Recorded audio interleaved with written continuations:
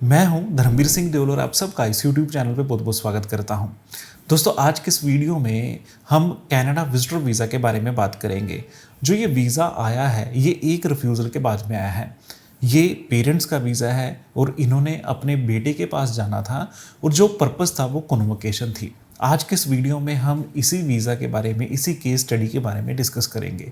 इस वीडियो में profile discuss करेंगे, डॉक्यूमेंट डिस्कस करेंगे, क्या डेट्स थी, कैसे फाइल को लगाया और इनकेस आप पेरेंट्स से आप कनाडा जाना चाहते हैं तो आपको किन किन बातों का ख्याल रखना चाहिए। उम्मीद करूंगा आप इस वीडियो को लास्ट तक ज़रूर देखेंगे। और अगर आप इस चैनल पे नए आए हैं, पहली बार आए हैं, तो प्लीज़ इस चैनल को सब्सक्राइब करें, वीडियो को लाइक करें, वीडियो को शेयर करें।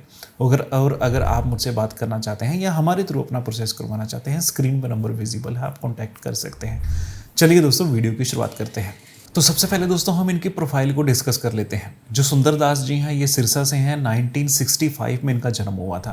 अपना बिजनेस है, 2024 में इन्होंने बिजनेस को रजिस्टर करवाया था और डॉक्यूमेंट के तौर पे इनके पास MSME सर्टिफिकेट है। इन्होंने अपनी वाइफ के साथ वीज़ा अप्लाई किया था और वीज़ा जो इनकी वाइफ का है वो भी इनके साथ ही अप्रूव हुआ है। पहले की एप्लीकेशन में भी दोनों मियाँ बीबी ने साथ में यहाँ पे वीज़ा अप्लाई किया था, बट वहाँ पे इनकी रिफ्यूज़ल आ गई थी। अगर हम यहाँ पे इनके डॉक्यूमेंट्स की बात करें तो इनके पास सारे डॉक्यूमेंट्स अवेलेबल थे, जिसमें ITR स्टेटमेंट वगैरह सब कुछ था। अगर हम इनकी फैमिली डिटेल्स की बात करें तो इनके जो पेरेंट्स हैं, इनके जो मदर फादर हैं वो एक्सपायर हो चुके हैं। अगर इनके बच्चों के बारे में बात करें तो इनका जो एक बेटा कनाडा में एज ए स्टूडेंट वीज़ा पे है और इनकी जो बेटी है वो इंडिया में है। तो ये इनकी बेसिक प्रोफाइल है। अब दोस्तों हम बात कर लेते हैं इनकी रिफ्यूज़ल की। 16 मई 2025 को इन्हें रिफ्यूज़ल रिसीव होती है। इस रिफ्यूज़ल में 179B क्लोज के अंदर इनकी फ़ाइल को रिफ्यूज़ किया जाता है। जो रीज़न थे वो पर्पज़ ऑफ विज़िट था, फाइनेंशियल एसेट को लेके, इनकी फाइनेंशियल कंडीशन को लेके इनकी फ़ाइल को रिफ्यूज़ किया जाता है, क्योंकि वीज़ा ऑफिसर को लगता है कि शायद इनकेस अगर मैं इन्हें कनाडा का वीज़ा दे दूँगा तो ये वापस नहीं जाएंगे। और इन्हीं रिफ्यूज़ल के बेस पे, इन्हीं रीज़न के बेस पे हमने दोबारा इनकी फ़ाइल को सबमिट किया और जो रिज़ल्ट है वो अब इनके पास वीज़ा है और इनका जो प्रोसेस है वो स्टैंपिंग के लिए इनका पासपोर्ट वहाँ पे गया है। अगर दोस्तों हम वीज़ा की टाइमलाइन की बात करें, जब इनकी रिफ्यूज़ल आई उसके बाद में इन्होंने हमसे कांटेक्ट किया, हमने इनके डॉक्यूमेंट्स को देखा, उसमें थोड़ा टाइम लगा है ना। तो हमने 2 जून 2025 को इनकी फ़ाइल को सबमिट किया और 30 जुलाई 2025 को इन्हें वीज़ा मिल गया। हालांकि जो कन्वोकेशन डेट थी वो इसी टाइम के बीच में, जो टाइम फ्रेम था वो एक्सपायर हो चुकी थी, उसके बावजूद भी हमें ये वीज़ा मिला है। अब दोस्तों हम बात कर लेते हैं इनके पर्पज़ ऑफ विज़िट की।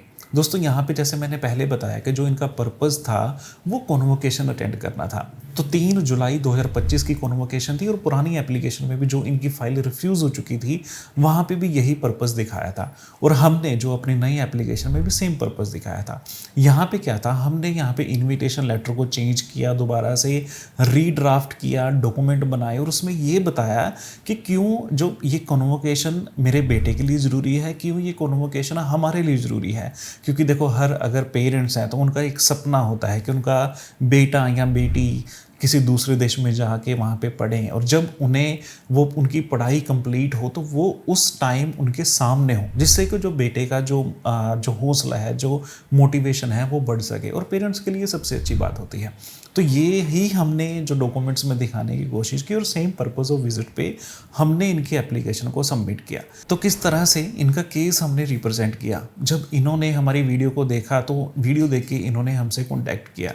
जब इन्होंने कॉन्टैक्ट किया तो हमने इनके डॉक्यूमेंट्स को मंगवाया, डॉक्यूमेंट्स को ध्यान से पढ़ा, इनसे बात की कि किस तरह से आपने केस को रिप्रेजेंट किया था। तो वहाँ पे हमें एक चीज़ समझ में आई कि हम इनके डॉक्यूमेंट्स को इन्हांस कर सकते हैं, डॉक्यूमेंट्स को अटैच कर सकते हैं, क्योंकि जो इनकी पुरानी एप्लीकेशन थी उसमें काफ़ी ऐसे डॉक्यूमेंट थे जो इन्होंने सबमिट ही नहीं किए थे।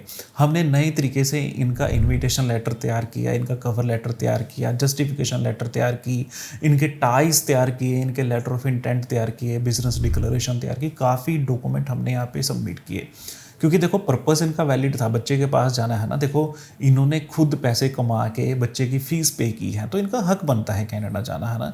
बट इनके डॉक्यूमेंट्स में जो कमियां थी उसकी वजह से वीज़ा ऑफिसर ने रिफ्यूज़ल दे दी और हमने जो इनका एक्चुअल में इनकी प्रोफाइल थी, जो इनकी नीड थी, क्यों बच्चे के पास जा रहे हो, क्यों वापस आओगे, कैसे वापस आओगे, कैसे खर्चा करोगे, हर चीज़ को हमने यहाँ पे दिखाया। और वही हमें लगता है कि जो इनकी रिफ्यूज़ल के बाद अप्रूवल जो मिली है वो इन्हीं कारण से मिली है। अब दोस्तों हम बात कर लेते हैं कि इनकेस आप अपने पेरेंट्स को बुला रहे हैं कनाडा बट उनकी फ़ाइल बार बार रिफ्यूज़ हो जाती है, तब आपको क्या करना चाहिए।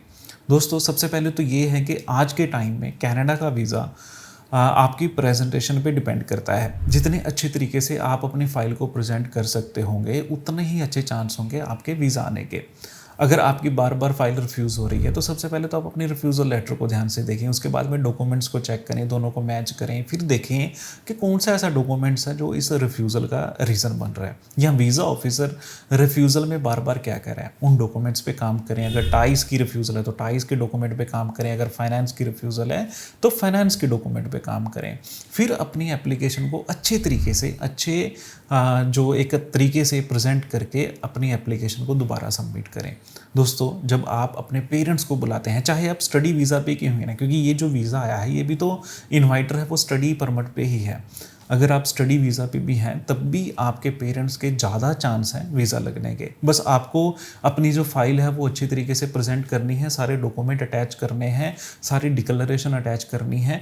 क्योंकि मैंने काफ़ी बार ये भी सुना है कि जो पेरेंट्स हैं उनकी फ़ाइल ऐसे लगा दो, बिना डॉक्यूमेंट के लगा दो, कम डॉक्यूमेंट के लगा दो तो वीज़ा आ जाएगा। दोस्तों ऐसा नहीं है, हालांकि इनके चांस अच्छे हैं बट आपको अच्छे तरीके से फाइल तो रिप्रेजेंट करनी होगी। और ज़्यादातर यहाँ पे ही गलती होती है कि हम सिर्फ ये सोच जाते हैं कि जी पेरेंट्स ही तो हैं, हमारे पास डॉक्यूमेंट हैं, हमें पता है प्रोसेस कैसे होगा और फाइल लगा देते हैं। दोस्तों कनाडा पहले जैसा नहीं है, कनाडा का वीज़ा मुश्किल है। हाँ आने वाले टाइम में कनाडा का वीज़ा आसान हो सकता है बट फिलहाल जो है आपको अच्छे तरीके से ही केस रिप्रेजेंट करना होगा, उसके बाद में ही आपके वीज़ा के चांसेस होंगे। उम्मीद करता हूँ ये वीडियो आपको अच्छी लगी होगी, इन्फॉर्मेटिव लगी होगी। और अगर अभी भी आपको कोई क्वेश्चन है, कोई डाउट है, तब स्क्रीन पे नंबर विजिबल है, आप मुझसे कांटेक्ट कर सकते हैं। चलिए दोस्तों आज की इस वीडियो में इतना ही, मिलते हैं अगली वीडियो में।